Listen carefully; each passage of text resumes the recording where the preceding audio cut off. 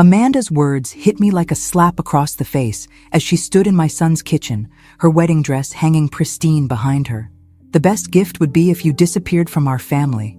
She smiled that plastic smile I'd grown to hate. Permanently. Michael nodded in agreement, not even bothering to look at me.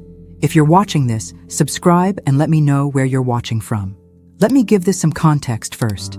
I need your likes and comments to know you're following along with my story. How did I get here? 3 years ago, I'd sold my beautiful Victorian home, the one my late husband Robert and I had lovingly restored, to give Michael and Amanda the down payment for their dream house. $87,000. My entire life savings handed over with a mother's unconditional love. They'd promised I'd always have a place there, always be part of their family. Now, the day before their elaborate wedding that I was financing, Amanda decided I was disposable. "You heard her?" Michael said finally, his voice cold. "This is supposed to be our special weekend. Your negativity is ruining everything." My negativity? I'd spent the morning arranging flowers, the afternoon helping with last-minute preparations, and the evening listening to Amanda complain about everything from the weather to the caterer.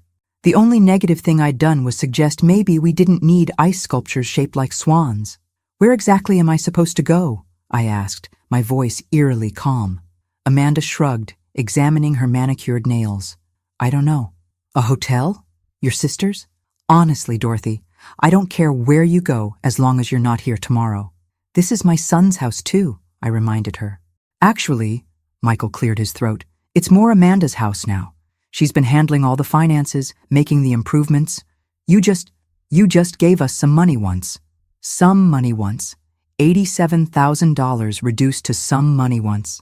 I stood there in the kitchen where I'd cooked countless family dinners, looking at the granite countertops I'd helped choose, the custom cabinets my money had made possible. These people had taken everything I'd given them and convinced themselves they deserved it. That's when something inside me shifted. Not broke. Shifted, like a gear clicking into a different position. "You're right," I said softly. "I should go." Amanda looked surprised. She'd probably expected tears, pleading, the usual dramatics she could later describe to her friends as Dorothy being difficult again. "I'll pack my things and be gone within the hour." Michael actually looked relieved. "That's probably for the best. Mom, we can talk after the honeymoon, once things settle down." Talk after the honeymoon. As if this was just a temporary disagreement about seating arrangements. I went upstairs to the guest room that had been my home for the past 6 months. Not my room, I wasn't allowed to call it that.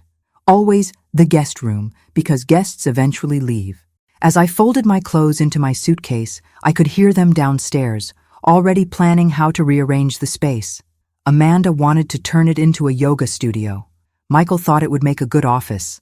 Neither of them considered that maybe, just maybe, they should feel some guilt about throwing out the woman who'd made their perfect life possible. I paused at Robert's photograph on the nightstand.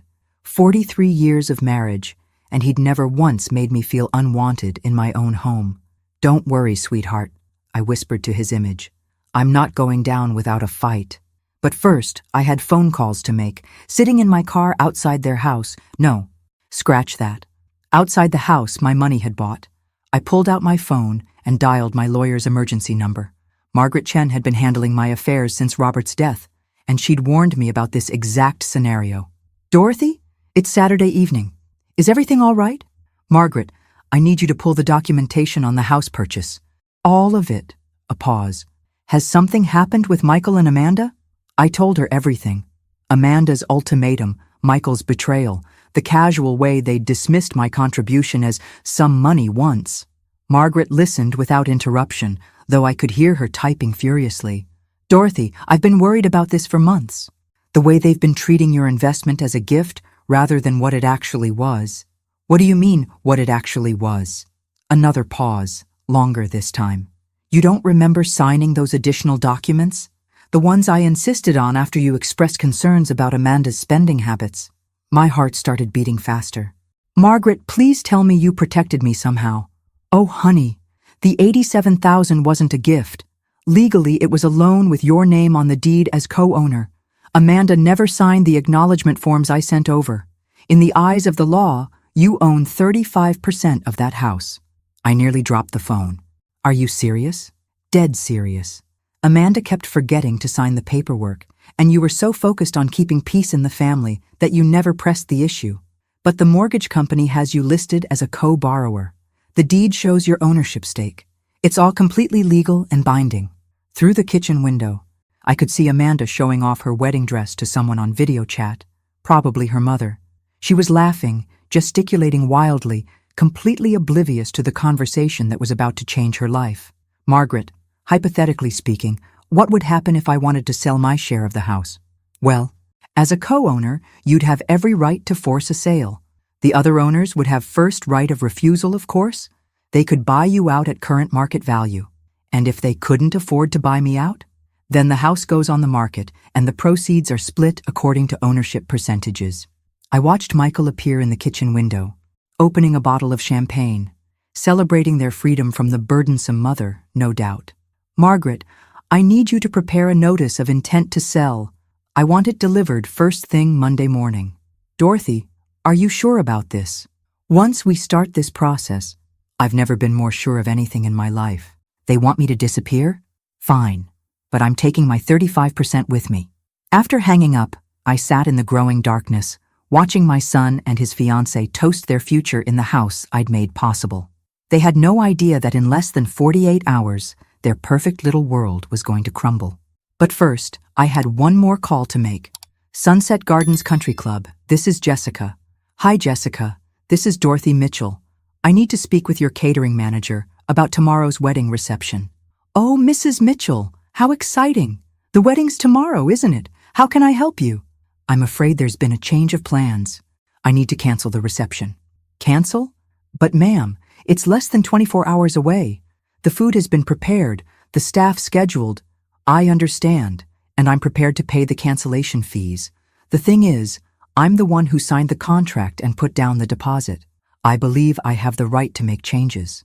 A rustling of papers. Let me check. Yes, the contract is under your name with your credit card information. But surely you want to speak with the bride and groom first? No need. I'm making an executive decision. Please cancel everything. Mrs. Mitchell, with respect, this seems like something that should involve the happy couple. I watched Amanda through the window, now trying on her veil for what had to be the 100th time today.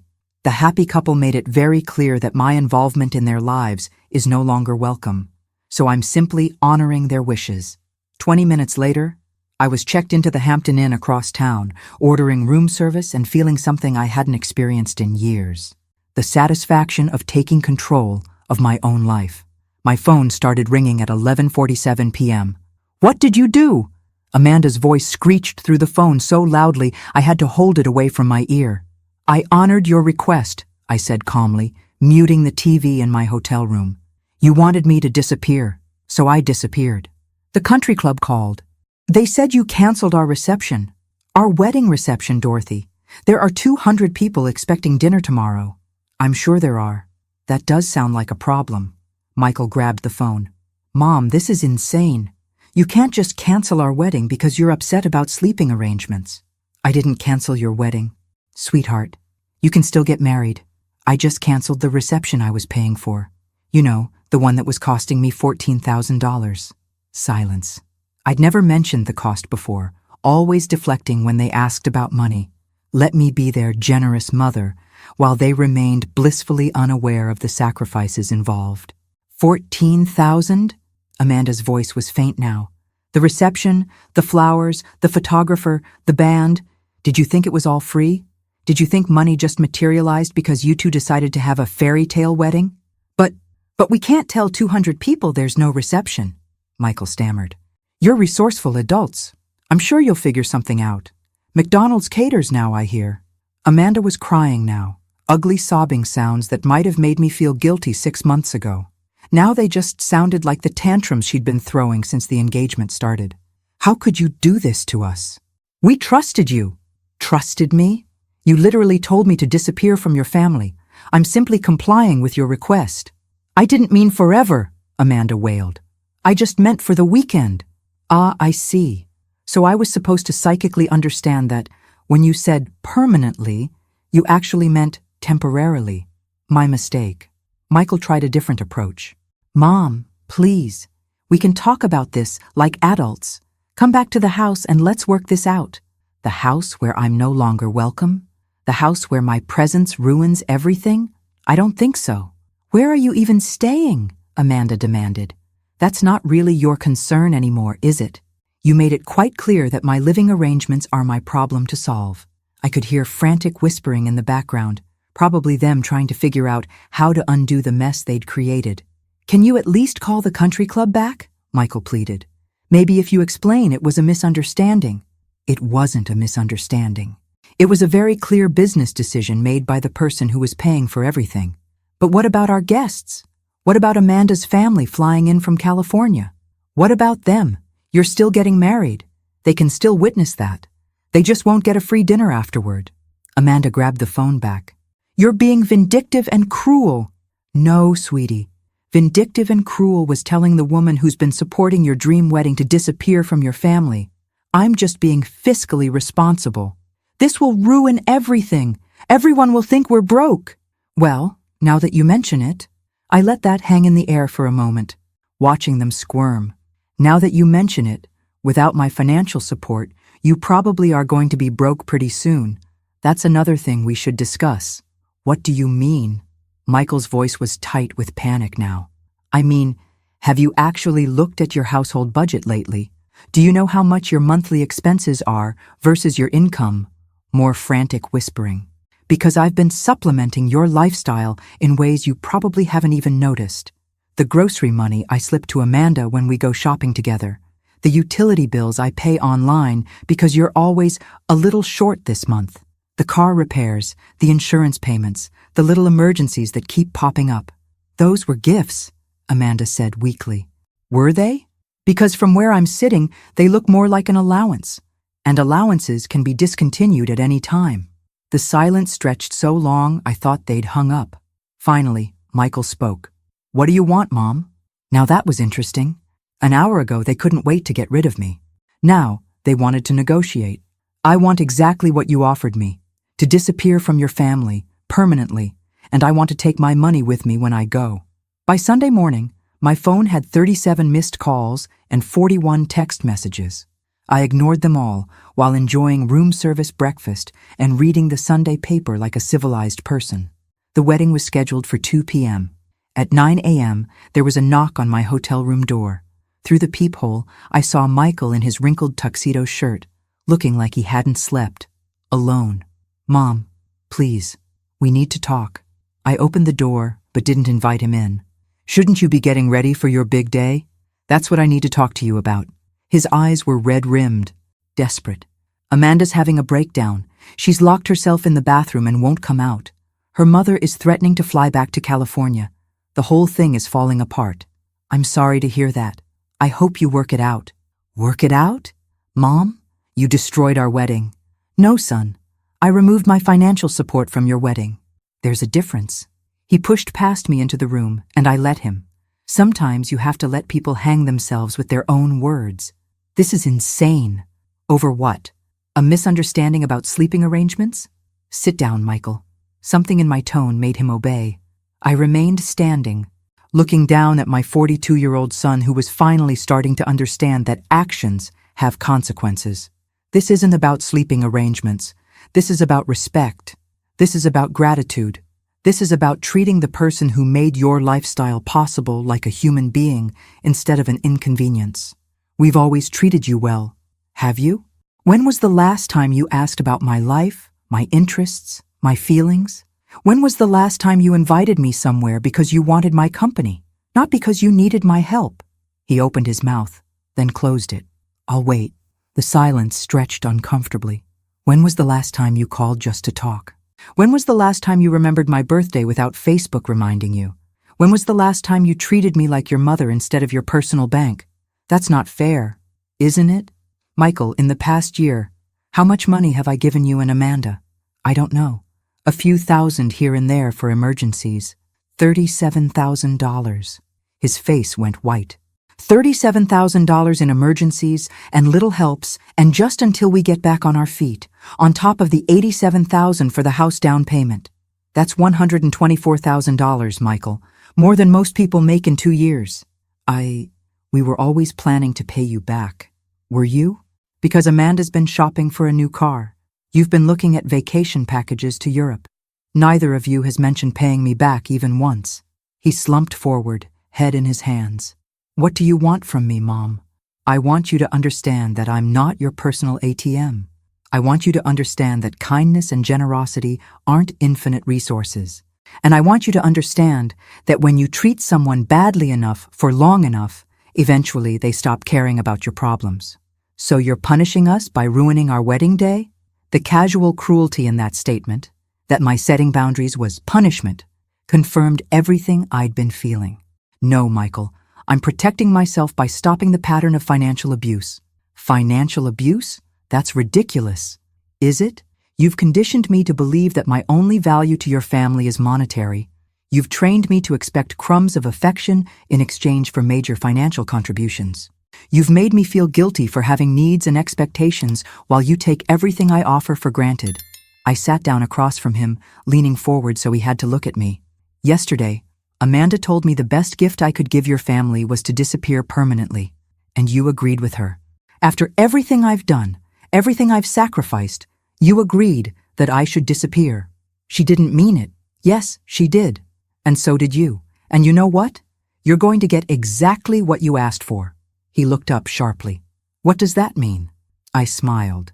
And it wasn't a nice smile. It means you better figure out how to pay for your own lifestyle from now on. It means you better hope Amanda's parents are feeling generous. And it means you better start looking at apartments, because the house situation is about to get very complicated. What are you talking about? I'm talking about the legal documents you never bothered to read before your father and I helped you with that down payment. The ones that make me a co-owner of your precious house? The color drained from his face completely. That's right, sweetheart. I own 35% of your house, and I'm about to put it on the market. Michael stared at me like I'd just spoken in ancient Greek. You can't own part of our house. We bought it. We live there. With my $87,000 down payment, yes. Did you think that money just evaporated into the ether? But you said it was a gift. You said you wanted to help us get started. I pulled out my phone and scrolled to Margaret's email from last night. Apparently, my lawyer had different ideas about protecting my investment. Would you like me to read you the relevant legal documents? This is impossible. Amanda would have had to sign something. Amanda was supposed to sign something. She kept forgetting to return the papers. Margaret kept them on file anyway. Michael was shaking now, either from anger or fear. You planned this. You've been planning this whole thing. Oh, sweetheart, if I'd been planning this, don't you think I would have done it before paying for your wedding? The truth of that seemed to hit him. I'd spent $14,000 on a wedding for people who just told me to disappear. If I'd been scheming, I would have pulled the plug months ago. So what happens now? His voice was small, defeated. Now you have a choice.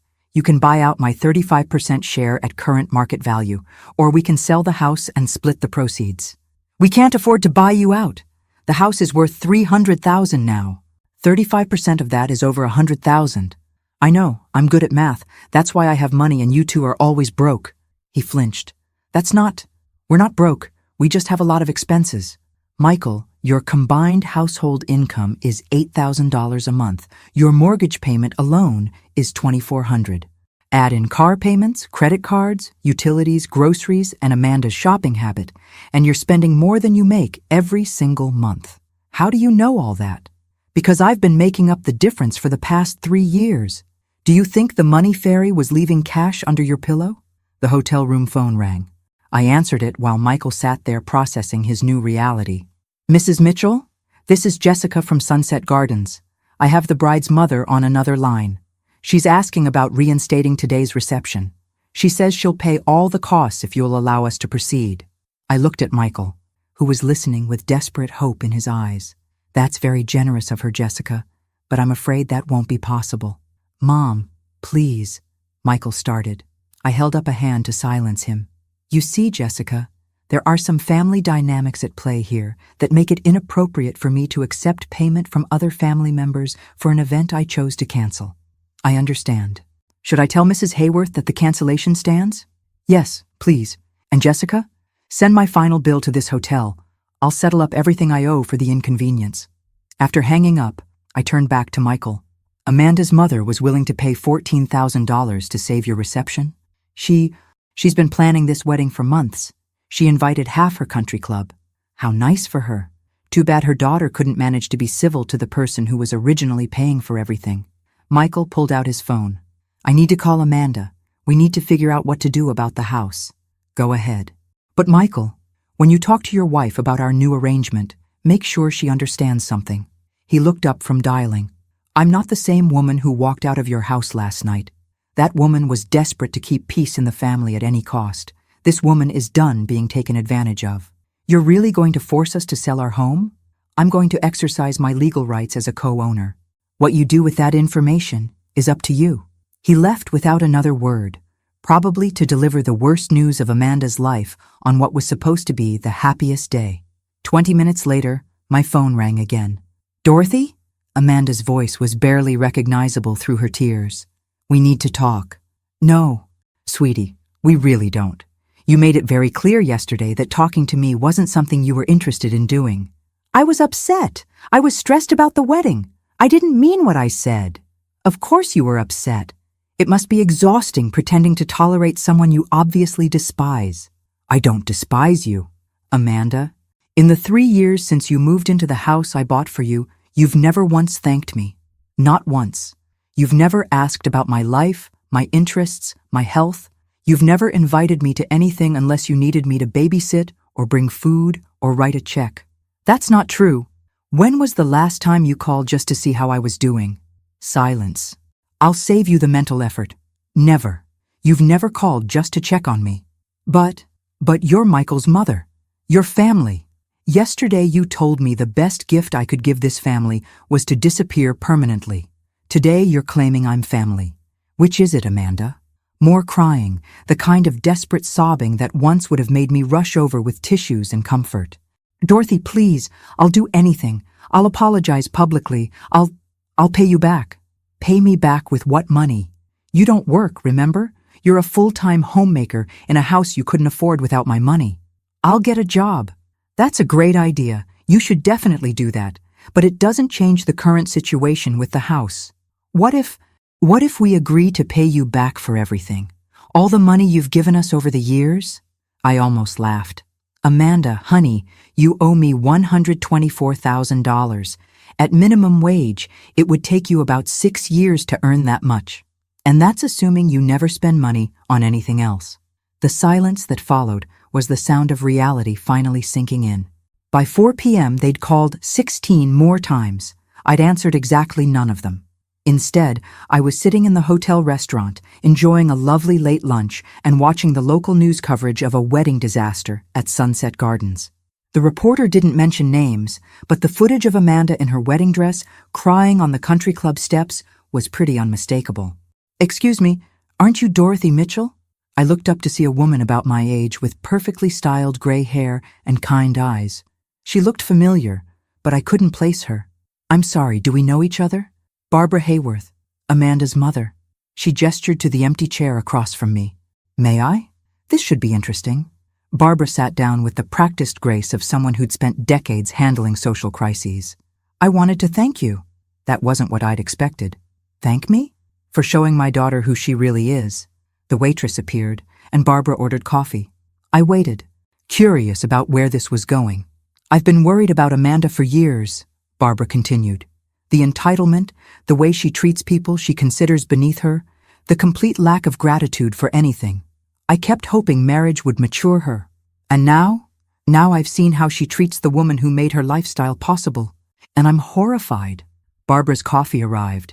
She sipped it thoughtfully before continuing. I offered to pay for the reception, not because I support Amanda's behavior, but because I felt responsible for the 200 guests who'd been inconvenienced. But you were right to refuse. Was I? My daughter needed to face consequences for her actions. Real consequences. The kind that can't be fixed with daddy's money or mommy's connections.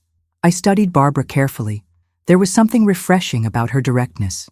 She called me hysterical about the house situation, Barbara continued, demanding that I loan them money to buy out your share. And? I told her absolutely not. If she wanted to own a house, she should have treated the co-owner with respect. a woman after my own heart. Can I ask you something, Dorothy? What's your end game here? Are you planning to force the sale? I'd been wondering that myself. Honestly, I haven't decided. Part of me wants to see if they can actually figure out how to support themselves without my money. Part of me wants to sell the house just to watch their perfect little world crumble. And the other part? The other part remembers that Michael is still my son, despite everything. Barbara nodded. I understand. But may I offer some advice from someone who's been enabling her daughter's bad behavior for 39 years? Please, don't save them from this. Whatever you decide about the house, don't cushion the fall. Amanda has never faced real consequences for treating people badly, and it's turned her into someone I barely recognize as my daughter. She reached into her purse and pulled out a business card. I'm flying back to California tomorrow. If you ever want to talk to someone who understands what it's like to love an ungrateful child, call me. After Barbara left, I sat alone with my thoughts and my phone, which was still buzzing with increasingly desperate messages. The truth was, I hadn't decided what I wanted my endgame to be. I'd been reacting, protecting myself, asserting boundaries. But now I needed to figure out what came next. The nuclear option was forcing the sale. Michael and Amanda would have to find an apartment, probably in a much less desirable part of town. They'd finally understand what it meant to live within their means. The merciful option was offering to sell them my share for less than market value, maybe what I'd actually put into the house. They'd still struggle, but they might be able to keep their home. The spite option was holding on to my ownership stake indefinitely, collecting my share of the property taxes and any improvements while watching them squirm every month. As I sat there weighing my options, my phone rang again. This time, it wasn't Michael or Amanda. Mrs. Mitchell, this is Detective Rodriguez with the Virginia Beach Police Department. I'm calling about a report we received regarding financial elder abuse. My blood went cold. I'm sorry. What? We had a call from someone claiming that family members have been financially exploiting you and that you might be experiencing cognitive decline. They're requesting a welfare check. Those manipulative little snakes. Detective Rodriguez, I can assure you that I'm in full possession of my mental faculties. In fact, I'm probably thinking more clearly than I have in years. That's good to hear, ma'am. But we do need to follow up on these reports. Would you be available to meet with me tomorrow morning? I looked around the hotel restaurant, at the normal people living their normal lives, and felt a surge of pure fury at my son and daughter-in-law's latest manipulation. Absolutely, Detective. In fact, I have quite a lot I'd like to discuss with you about financial abuse. Just not the kind my family reported. After scheduling the meeting, I sat back in my chair and smiled. If Michael and Amanda wanted to play hardball, I was more than ready to pick up the bat. Time to show them what a real power play looked like. Detective Rodriguez was younger than I'd expected, maybe 40, with intelligent eyes and the kind of patient demeanor that probably served him well in family disputes. We met at the police station Monday morning, and I'd brought my entire financial file. Mrs. Mitchell, I want to start by saying that the person who called us seemed genuinely concerned about your welfare. I'm sure they did. My daughter-in-law is very good at sounding concerned when it suits her purposes. I spread my bank statements across his desk. Detective, in the past 3 years, I've given my son and his wife $124,000. Would you like to see the documentation? His eyebrows rose as he examined the papers. Check after check, wire transfers, credit card payments made on their behalf. A pattern of financial dependency that looked exactly like what it was. This is substantial, he said carefully. It is. And yesterday, when I finally set some boundaries about how they treat me, they decided I must be mentally incompetent. I pulled out my phone and played the voicemail Amanda had left at 3 a.m. Dorothy, this is insane behavior. Normal people don't destroy their families' lives over hurt feelings. We're worried about you. Maybe you need to see someone, get some help. Michael thinks you might be having some kind of breakdown. Detective Rodriguez listened, taking notes. Has there been any history of cognitive issues? Mrs. Mitchell? None whatsoever. I manage my own finances, maintain my own household, drive myself places. The only thing that's changed is that I stopped letting them take advantage of me. I showed him the house documents Margaret had sent over. My lawyer can verify that I'm a legal co-owner of their property. Everything I'm doing is within my rights as an investor, protecting her assets. And the wedding cancellation? I was paying for a reception for people who told me to disappear from their family permanently, so I honored their request. We talked for another 20 minutes. Detective Rodriguez was thorough but fair, and by the end, he seemed satisfied that I was mentally competent and financially savvy. Mrs. Mitchell, I'm going to close this case as unfounded, but I do want to give you some information about elder financial abuse resources, just in case. Actually, Detective, I think I've got the situation well in hand now. As I drove away from the police station, my phone rang. Michael again. Mom, the police called. They said they're not pursuing the welfare check. That's because I'm not the one being financially abused in this relationship, sweetheart. What's that supposed to mean? It means you and Amanda have been systematically draining my resources for years while giving me nothing but disrespect in return. The detective was very interested in my documentation. A long pause. Are you threatening us? I'm informing you that your manipulation tactics aren't working anymore. Mom, please, can we just sit down and talk about this like adults? We can, but not at the house I co-own, and not until Amanda apologizes for her behavior. She's sorry. She's been crying for 2 days. Has she? Because the voicemail she left me at 3 this morning suggested she thinks I'm mentally ill, not that she's sorry. Another pause. Where do you want to meet? Margaret Chen's office. Tomorrow at 2 p.m. Bring Amanda and bring a realistic proposal for how you're going to handle the house situation. A proposal? Michael, I own 35% of an asset worth $300,000. That's my retirement security. You either buy me out or we sell. Those are your options. After hanging up, I realized something had shifted in our dynamic. For the first time in years, they needed something from me more than I needed something from them. Margaret's law office felt like neutral territory, all dark wood and leather-bound books. Michael and Amanda arrived 15 minutes late, looking like they'd been arguing in the car. Amanda's eyes were puffy and red, her usual polish completely gone. She'd clearly been crying for days, and part of me felt a twinge of sympathy. The other part remembered her words. The best gift would be if you disappeared from our family. Dorothy, Amanda started immediately, I owe you an enormous apology. I was stressed and overwhelmed, and I said things I didn't mean. Thank you. That's a start. She looked surprised, like she'd expected me to immediately forgive everything. Margaret spread the house documents across the conference table. Let's review the facts. Dorothy provided $87,000 for the down payment. The mortgage shows her as a co-borrower.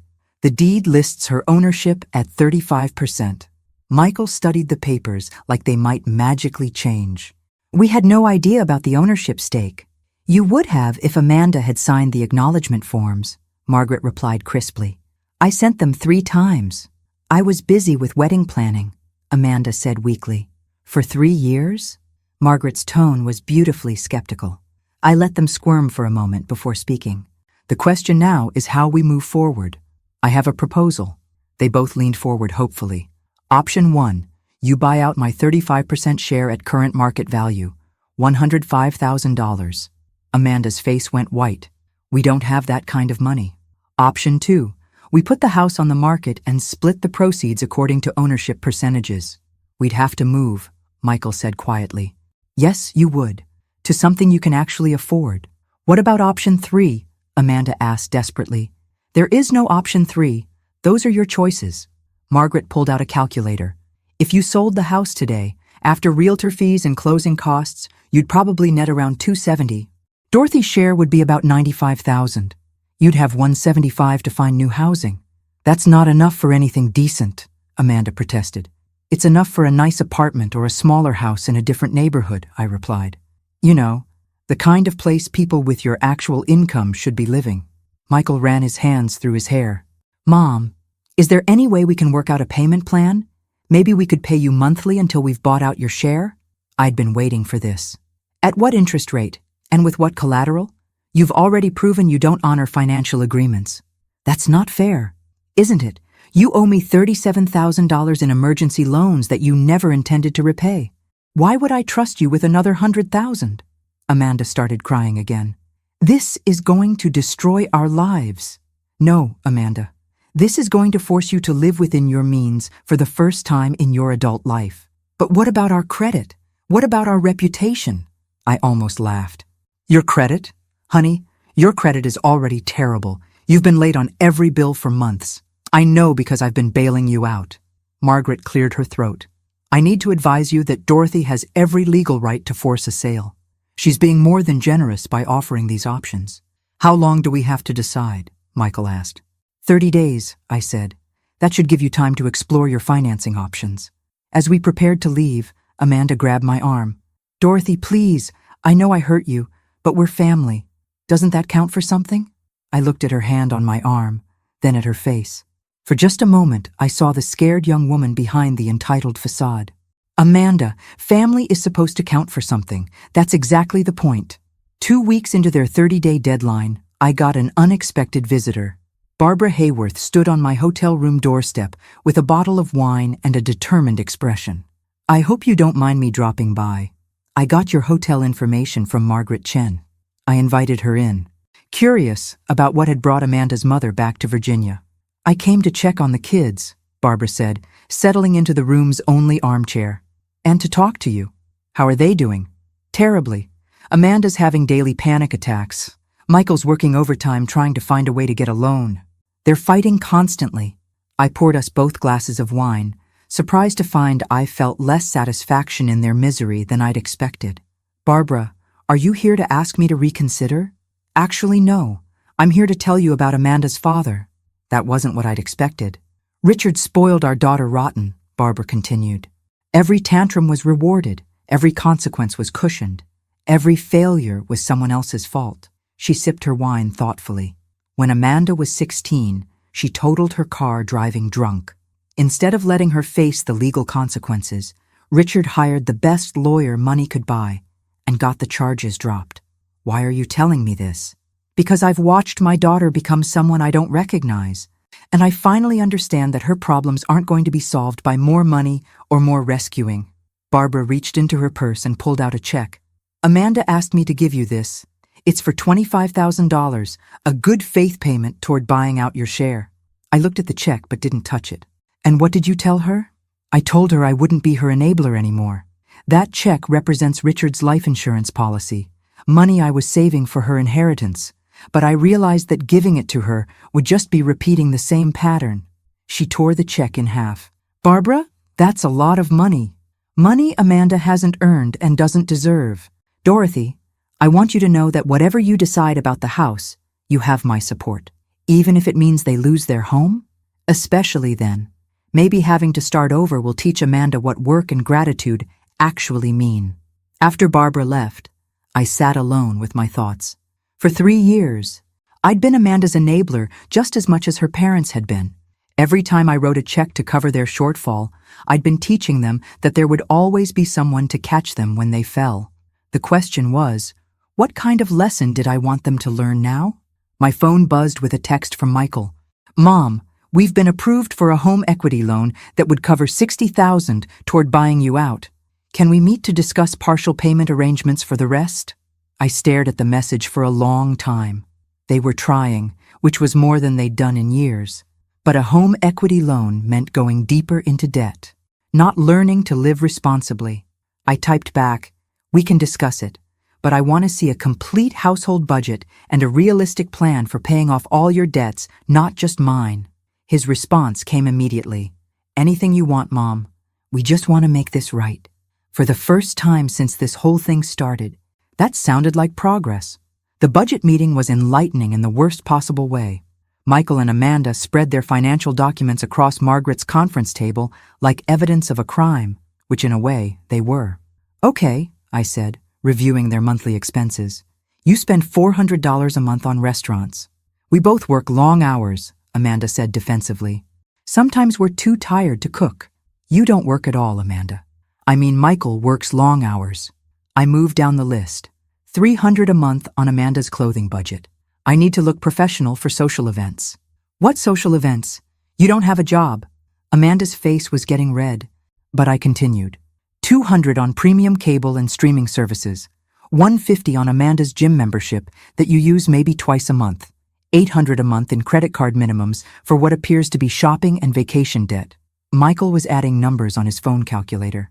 Mom, I know it looks bad. It looks like you're living a lifestyle that requires about $12,000 a month when you bring home $8,000. But with the home equity loan, we could pay off the credit cards and reduce our monthly expenses significantly, Amanda said hopefully. I looked at Margaret, who was taking notes with professional detachment. Amanda, you'd be borrowing against the house to pay off credit card debt. What happens when you run up the credit cards again? We won't. We've learned our lesson. Have you? Because I don't see any significant changes in this budget. You're still eating out constantly, still maintaining expensive memberships you barely use, still treating shopping like a hobby. Michael leaned forward. What would you want to see, Mom? What would convince you that we're serious about changing? Finally, the right question. I want to see a budget that reflects your actual income. I want to see you cooking at home, canceling unnecessary subscriptions, and Amanda getting a job. A job? Amanda looked horrified. Yes, a job. You're 39 years old with a college degree. There's no reason you can't contribute to the household income. But Michael makes good money. Not good enough. Apparently, since you've been supplementing it with my money for 3 years. Margaret cleared her throat. Dorothy, what exactly are you proposing? I'd been thinking about this for days. Here's my offer. You can buy out my share for $75,000 instead of the full market value of $105. But there are conditions. They both perked up. First, Amanda gets a job within 60 days and maintains it for at least 2 years. Second, you sell one of your cars and use the proceeds to pay down debt. Third, you stick to a realistic budget with no restaurant meals, no unnecessary shopping, and no new debt for 2 years. How would you monitor that? Michael asked. Monthly financial check-ins with Margaret. You provide bank statements, credit reports, and proof of income. If you violate any of the conditions, the full amount becomes due immediately. Amanda was shaking her head. That's like being in financial prison. No, Amanda, that's called being accountable for your choices. They asked for time to discuss it privately. While they huddled in the hallway, Margaret turned to me. This is either very generous or very cruel. I can't decide which. Maybe it's both. When they came back, Michael spoke for both of them. We accept your terms. All of them? All of them, Amanda confirmed, though she looked like she was swallowing poison. Margaret started drafting the agreement. I'll need this notarized and filed with the county recorder's office. As we finalized the paperwork, I watched my son and daughter-in-law sign away their financial freedom for the next 2 years. Part of me felt victorious. Part of me felt sad that it had come to this.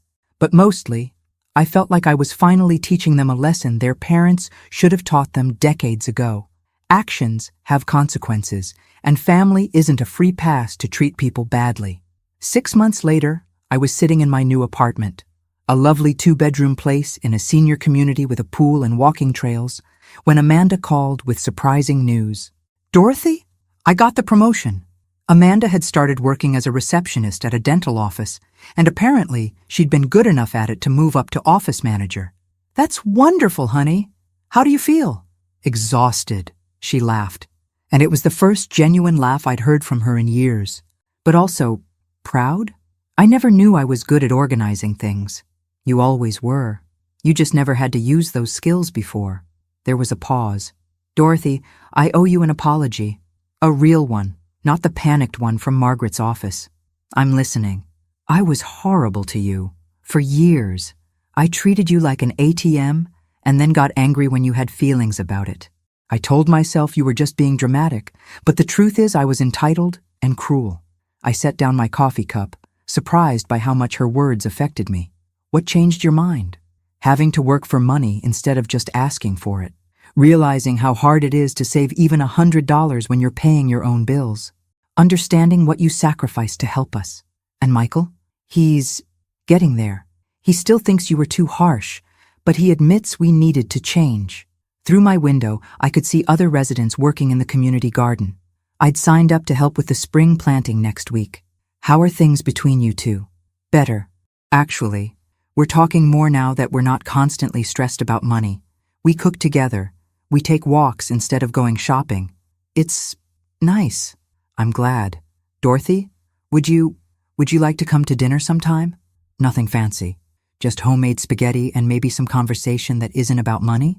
I thought about it. The old Dorothy would have said yes immediately, desperate to restore the relationship. The new Dorothy had learned to protect her boundaries.